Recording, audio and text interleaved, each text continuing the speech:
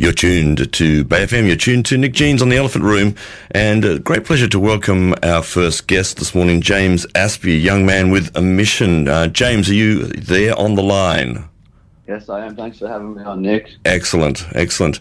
How's the weather down there in Sydney this morning? I'm actually in Newcastle. Oh, you're in Newcastle? And I am, and it is beautiful blue sky today. No Gorgeous. wind, nice sunny day. Got to get that weather report in. We've got to talk about the weather because the other topics are too tough sometimes. And I played a track. Start small and we'll build. Exactly. Start small and we'll build. I just played a track called Love and Evil there, well-known old track from John Martin, but that version from Jean-Jacques Smoothie. I played that because I guess in some ways it's very easy to focus on love, but in a sense there is, so to speak, a lot of evil in the world. And your mission to bring awareness to the horrible use of animals in our food industry, generally speaking, and I guess you could argue there are some exceptions, we might get to that, has been quite a journey. And let's just go back, James, because you're a young man, you're 28 or so, I think, and Yes, I am. you had quite an awakening as a young man, enjoying surfing, doing your thing with your mates and getting fit, and but at 17 you had quite a serious illness which started this journey. So you want to just give us a bit of a background about how you came to advocate for animals? Yeah, well, like you said, I was sick when I was 17. I had leukemia and lymphoma, and that led me to being obviously very sick for quite a while. I put on about 25 kilos in that time. Wow. And I met a man, actually, his name's Daniel Clifton Northey, who's a Byron Bay resident. Okay. And he helped me get fit and healthy again and lose the 25 kilos. You know, he was my personal trainer. He was a very good friend of mine at the time. And I was very inspired by him to also do the same for others and help others. And that got me into being a personal trainer, which led me to, you know, doing that for about 8 years. And I worked on a cruise ship towards the end of my personal training career. And I met a man on the cruise ship who was very wise and very, very, very intelligent man. And he started talking to me about the negative aspects of consuming animal products, you know, for our own health, for our own karma, or, you know, whatever, however you want to describe it. Yeah. And that got me, you know, I didn't care about animals before because I never thought they even had the capacity to care about their own life. So why should I care about their life? I didn't understand what animals were. And through my research into the health benefits, because I was very intrigued as soon as I started realizing that cutting animal products from your diet meant you would be reducing your chance of diabetes and heart disease and cancer and osteoporosis and obesity and so many illnesses. You know, I was so shocked by this because I'd never known this before, even though being in the health industry for 8 years.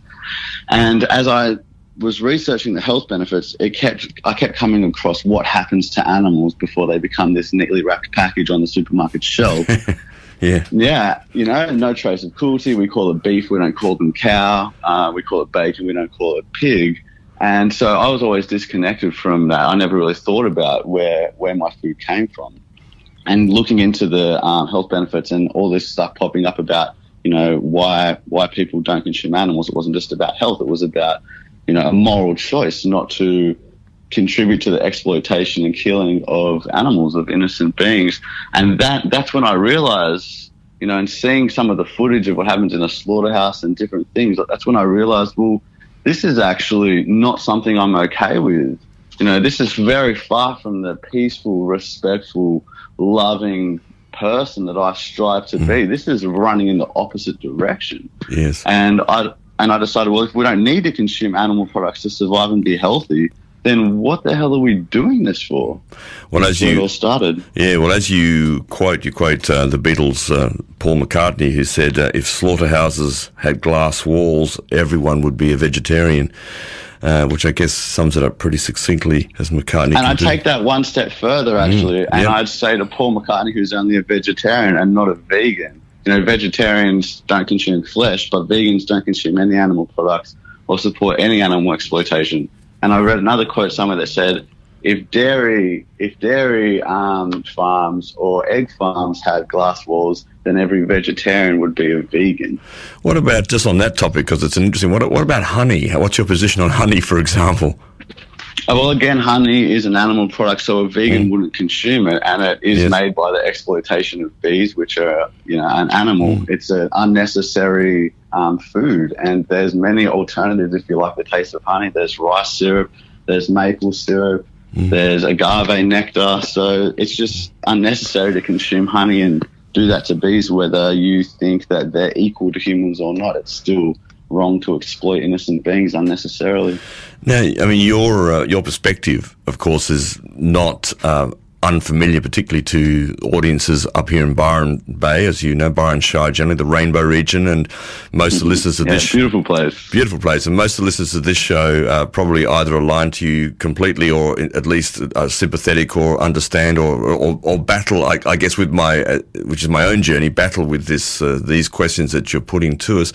But it's almost amazing as you speak, a young man, 28 years old, to have these views. It must be kind of how is it with your own peer group, with your own cohort of your age group, of your generation, with these views? Because I can imagine that they're not shared by that many people I'm sure you have a close friendship with people who are similar to you, but generally speaking, it's not really the sort of position that most young people take, is it, these days still? Sure. No, it's not. It's still we're still in the minority, but I think that's changing because everyone is against animal cruelty. It's just their actions that don't align with their beliefs yet, and that's why you go vegan, if you want to align with those beliefs.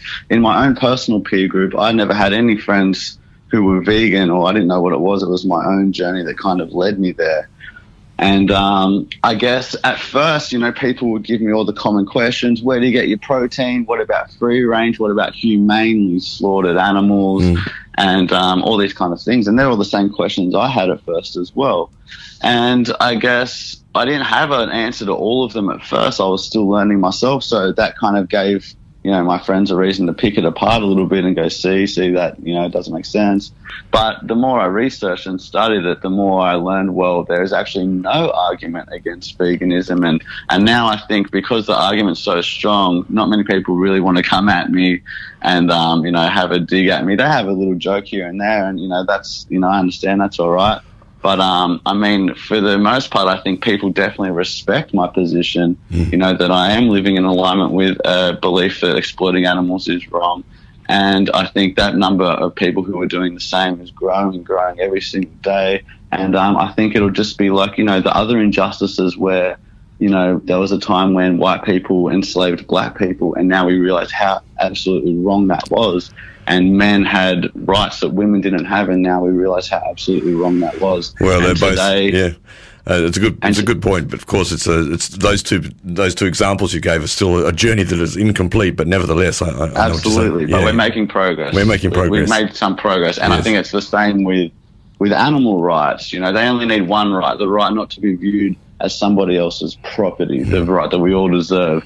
And as more and more people become aware that it is completely unnecessary to exploit and use animals, then I hope that more people will become vegan, which is the least we should do if we agree that causing unnecessary harm to animals is wrong.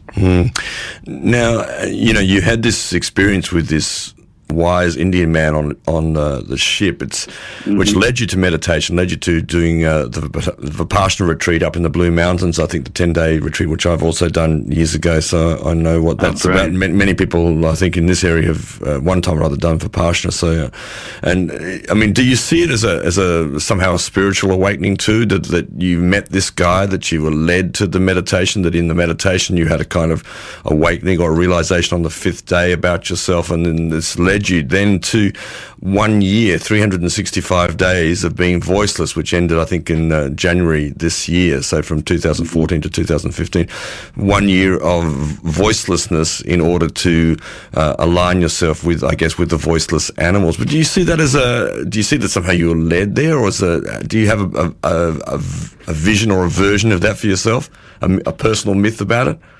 Well, I guess, it's pretty interesting how it all came about. And I'm a believer that, we're all on a path. And when you put out a clear intention to the universe or to God or to however you want to describe it, I think that things come into your path that help you achieve those things you set out for. And for me, my intention was clear, and it's still the same today as it was back then.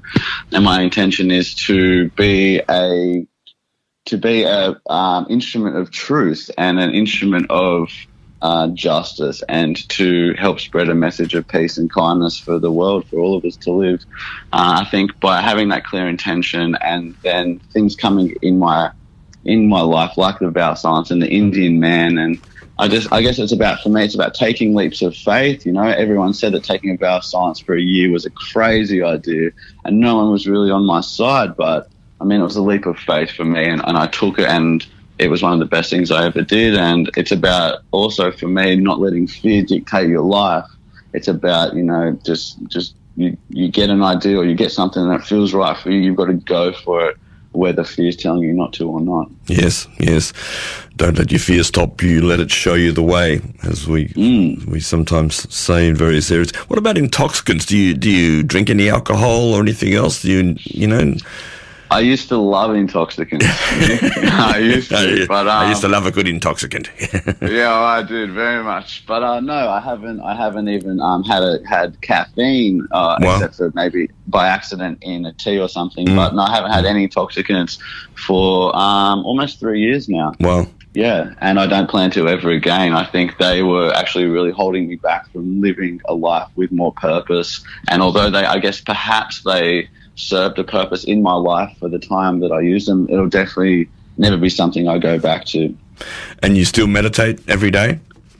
Yeah, I did an hour meditation this morning. I don't get it every day, but I do try to meditate as often as possible. That's definitely when I feel like I'm doing the best, and I've done Vipassana now 5 times. Wow. I'm looking forward to many more in the future. I found it really painful to do 11 hours of meditation a day, to be honest with you. Oh, me too. It's so hard. It's so hard, but it's so worth it. It's so beneficial. And I mean, it's one of, aside from going vegan, that's probably the other best life-changing thing I've ever done in my life. Now, let's just talk about being voiceless for 365 days as a then 27-year-old young man. And travelling around Australia. I understand you drove and your car broke down over in Western Australia. You got yourself to Darwin, and then you bicycled the rest of the way around Australia. And this was all in the silent time, was it? This is you doing, yeah. Really? It extraordinary. That was not part of the plan. My van broke down. I had to hitchhike 2,000 kilometres, and which is a really hard thing to do when you're not talking. Yeah, because people pick you up and they want to have a chat. Yes. You know, and you get in the car and you just sit there in this awkward silence. Yes, and for hours and hours and hours and hours. Yeah, no, it was weird. But when I got to Darwin, I bought a bike. With the help of some people that were following my Facebook page, and because I'd lost, I had to abandon my van, so I lost my van, which was like a near $8,000 investment. So some generous people helped me purchase a bike, because I wanted to break the myth, that vegans are weak, or sickly or whatever. I wanted to cycle 5,000 kilometres from Darwin to Sydney, and I don't know what I was thinking. Like, the longest cycling I'd ever done before was probably 40 kilometres or something, and it was such a mission. But it was really good, actually, because I was by myself the whole time. So by that stage in the vow of silence, I was actually really tired of communicating without words. It was actually quite exhausting. So that gave me some time alone, and I could it was really hard. It's like a 365-day game of charades, which I'm a master at now. I can battle anyone in charades. So we're talking to James Aspey, advocate for animals, advocate for creatures, and for justice for animals. Justice for animals. And I guess, there's so many people fighting for justice in so many areas these days for the repressed and the oppressed and the suppressed and the depressed.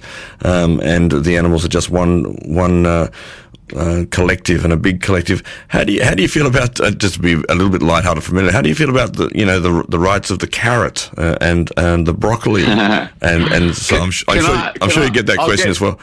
I do. Can I before we get onto the lighter side, I just want to make a point about something you just said, that it's one injustice happening amongst many, many others, and I 100% agree. Yes. But the one difference is that most of those other injustices happening, us as individuals have no part in. We have nothing to do with so many of the bad things happening. But one thing we all do have a part in, this is one thing, the things that are happening to animals, the deaths or the killing of these animals who feel pain and suffer just like us. This is a choice we have 3 times a day, to put them into violence and cruelty and killing, or to take them out of it and 3 times a day choose foods. It starts with food, it's other things too, but foods is the biggest part. We can choose foods of compassion and respect for animals as well. Now, on to plant rights. Yes. The good thing about even if plants did feel pain, which they don't because they don't have a central nervous system, which is the requirement to be able to feel anything. But even if they do feel pain, we feed to animals 6 to 12 times the amount of food than what we can take from them in their flesh or their secretions. Yes. So even if you were a plant rights activist, you would still be best to be vegan, because vegan is about not being perfect. No one can be perfect, but it's about causing the least amount of harm possible.